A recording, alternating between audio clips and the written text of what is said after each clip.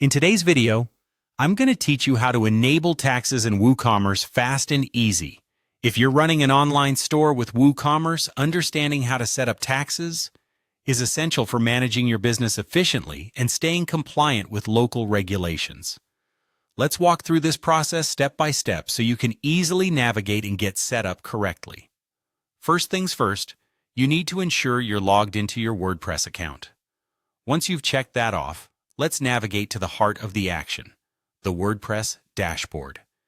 This is your main control panel and the place where you'll access all the vital settings of your website. Now, with your dashboard open, you should see a variety of options on the left-hand menu. From the dashboard, navigate to the WooCommerce settings. This is where you will make all the necessary adjustments to tailor your store to your specific needs. Now, this area may initially seem a bit complex due to all the options available, but fear not. Our focus today will be solely on enabling taxes. Next, click on the Settings tab within WooCommerce.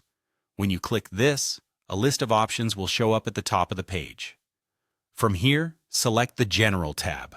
The General settings cover a wide range of your store's configuration, including currency options and base location.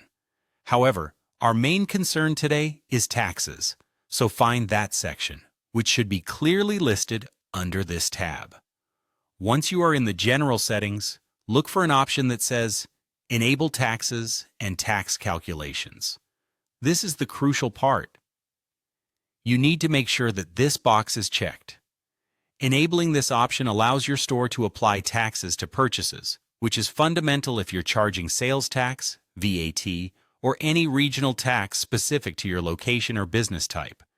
After you've enabled the tax option, don't forget this vital final step. Scroll down and click on Save Changes.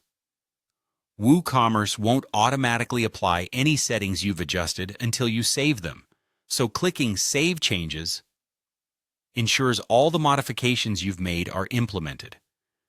By following these steps, you've successfully configured your WooCommerce store to handle taxes. Remember, correctly setting up taxes is important not just for compliance, but also for giving your customers clear information on the costs of their purchases. If you have further specific tax rates to configure, like adding regional tax rates, you can explore additional options in the Tax tab for more detailed settings. That's it for today's guide. I hope you found this easy to follow, allowing you more time to focus on running your business. Thanks for watching, and be sure to check back for more tips and tutorials.